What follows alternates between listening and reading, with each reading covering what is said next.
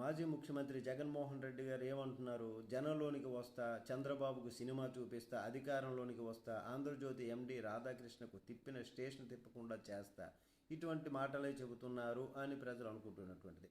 అయితే ఆయన భయపెట్టాలని, ఆందోళనకు గురి చేయాలని ఇటువంటి వ్యాఖ్యలు చేసి ఉండవచ్చు. ఎందుకంటే అనవసరమైనటువంటి కేసులు ఇట్లాంటివన్నీ కూడా ఇప్పుడు తరచూ పెడుతున్నటువంటివి గమనిస్తున్నారు ప్రజలు.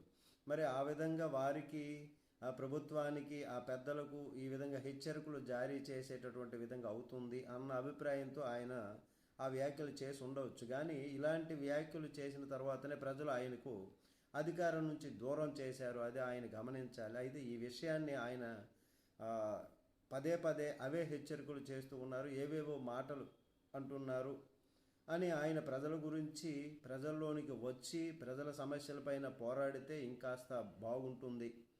మరి వైసీపీ ప్రభుత్వ హయాంలో జరిగినటువంటి వైఫల్యాలు, కేసులను ఎదుర్కోవడానికి సమయం ఎక్కువగా పడుతున్నటువంటిది. ప్రజా సమస్యలపై స్పందిస్తే ఇంకా ఎక్కువగా బాగుంటుంది అనేటటువంటిది అంటున్నారు, ప్రజలు అనుకుంటున్నారు.